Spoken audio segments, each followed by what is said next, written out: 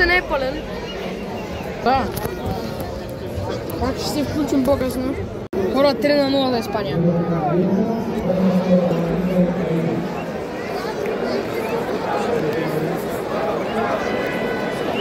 Имаме един втора въпрос. Хора, сега. Ето, гледайте сега. Идва.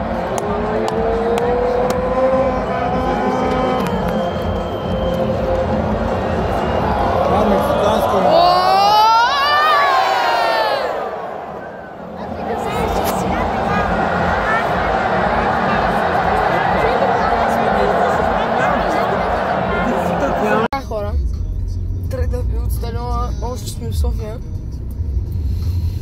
И сега сме до Жълчите павета. Между другото, хора, сега ще видим с кой се снима. И да, видяхте с кой се снима. Просто го срещнах по улиците. И моят приятел също се е снимал с него. И да.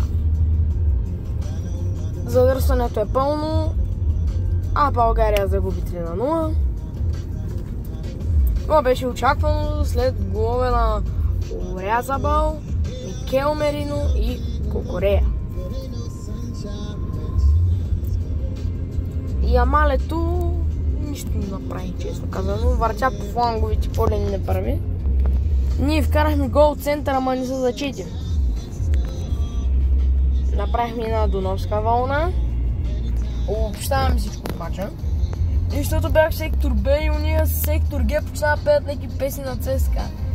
И ние в сектор Б, там в централната зона, защото аз бях по Аглици, почнаха да пеят песни на Левски. И почнаха да скандират там червени буквици за ЦСКА. И там сектор Г и сектор Б нещо, накрая на матча те почнаха да се радват. Испанците па с някаква тромпа там си свират и играят. На вълната сектора се събудиха с 300 зора. Значи вълната почва от сектор Г, минава през сектор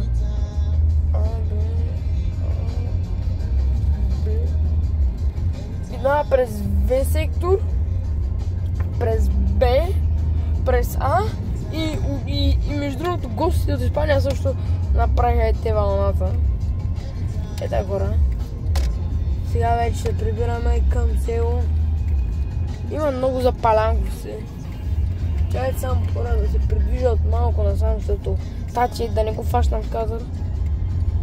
Софийския университет, виж. Хора, тук сте Софийския университет.